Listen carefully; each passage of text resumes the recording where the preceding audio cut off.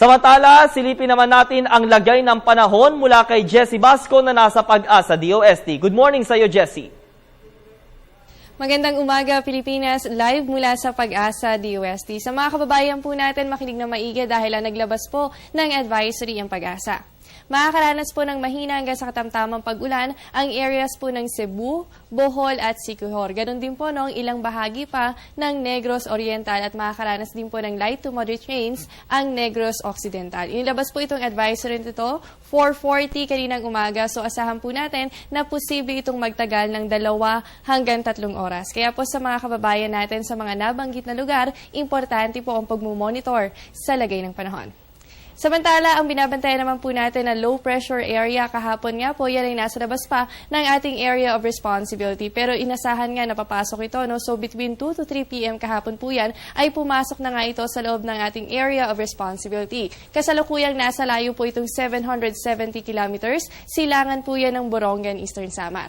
Ayon kay Pag-asa weather forecaster Glyza Escollar ay mataas po ang posibilidad na ma-develop ito sa pagiging isang bagyo at ang magiging kilos po nito ay west-northwest. Samantala, para naman po sa ating daily forecast, dahil nga po dito sa LPA o yung trough, nito nga low pressure area, ang Caraga kasama rin po ang Northern Mindanao, ganoon din po no, ang Zamboanga Peninsula at ang buong Visayas, kayo po ay makakaranas ng mahina hanggang sa katamtamang pag-ulan. Samantala, dito naman po sa atin, sa Metro Manila at sa titirang bahagi pa po ng Luzon, asahan po natin yung fair weather conditions at meron lamang ito mga pulupulong pag-ulan o pagkidlat at pagkulog.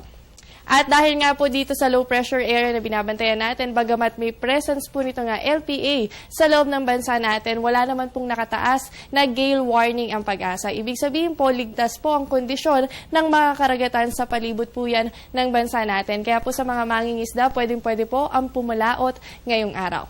Mga kababayan, kagabi nga po ay nakaranas tayo ng mga thunderstorms activity. So alamin po natin mamaya no, sa aming pagbabalik kung ano nga ba o meron bang iba't ibang klase ito nga thunderstorms. Yan makalipas ang isang paalala.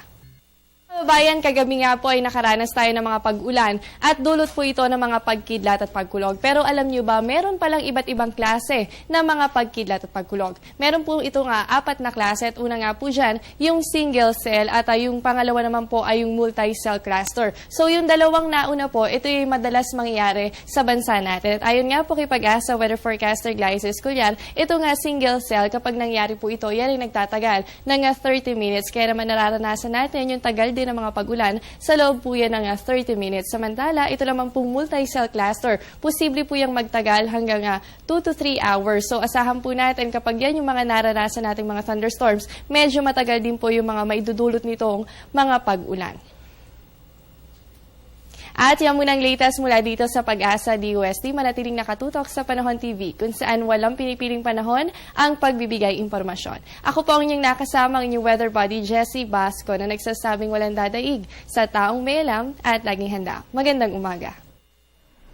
Maraming salamat sa iyo, Jessie Basco mula sa Pag-asa DOST.